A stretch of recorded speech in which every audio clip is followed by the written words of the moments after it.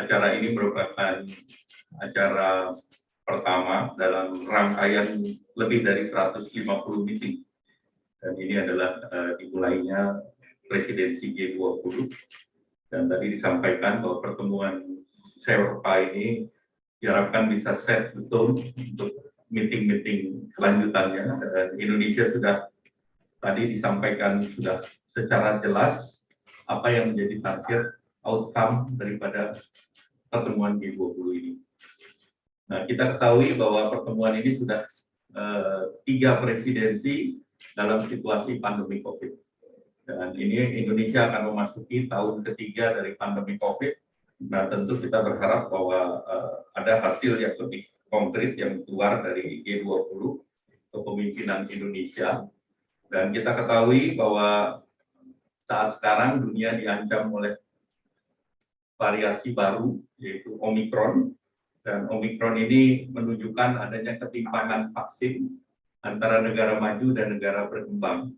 Kita ketahui Omikron muncul dari benua Afrika atau Afrika Selatan yang vaksinasi rate-nya baru 24% dan seluruh Afrika baru rata-rata 7%.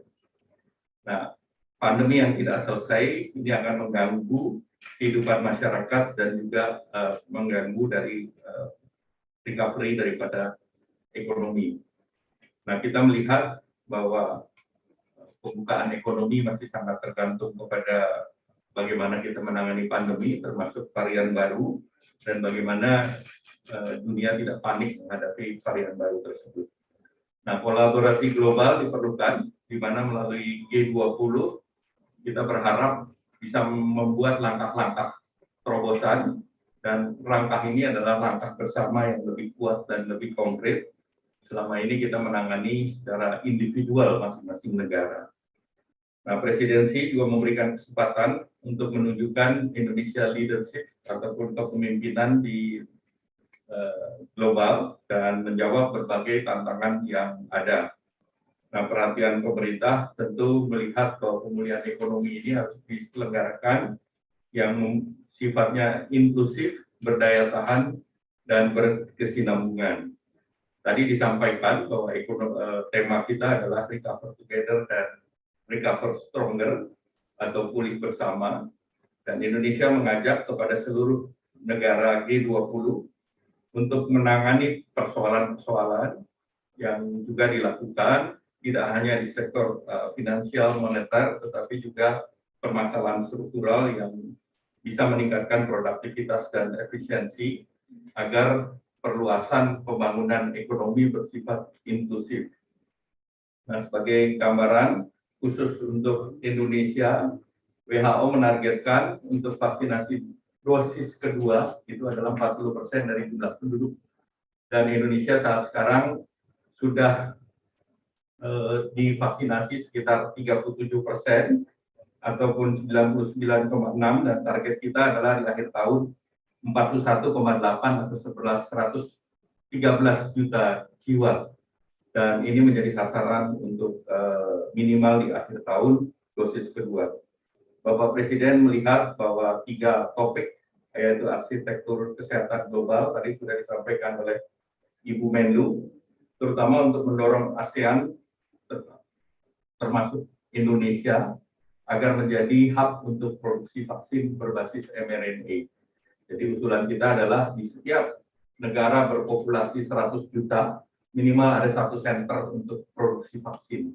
Nah, tentu ada kaitannya dengan hak intelektual terhadap vaksin tersebut yang perlu dikerjasamakan secara global. Terkait dengan transformasi berbasis digital, tentu Indonesia mempunyai beberapa percontohan, dan juga Indonesia akan mengutamakan terkait dengan digitalisasi dan infrastrukturnya, apakah itu fiber optik, apakah itu dengan satelit, ataupun dengan teknologi yang terbaru. Terkait dengan transisi energi, kita juga melihat bahwa akses daripada teknologi yang affordable, dan juga ini kita lihat bahwa pengembangan energi yang lebih sustain, dan untuk itu tentu berbagai teknis perlu dibahas termasuk infrastruktur energi. Nah, ketiga topik tersebut menjadi guidance ataupun kebijakan-kebijakan yang bisa direkomendasikan yang lebih bisa dirasakan oleh masyarakat atau pro rakyat, konkret dan dapat diterapkan, dan diharapkan prototipe atau pilot project bisa diselesaikan sebelum meeting G20 di bulan Oktober nanti, sehingga betul-betul Indonesia bisa menyajikan apa yang akan direplikasi oleh negara lain. Nah, selanjutnya terkait dengan berbagai kegiatan tersebut, tahun ini adalah tahunnya yang kegiatan melalui Sherpa dan Finance Track, dan di tahun depan tentu berbagai kegiatan akan terus didorong dan Indonesia berada dalam panggung utama dunia terkait dengan kegiatan presidensi G20 ini.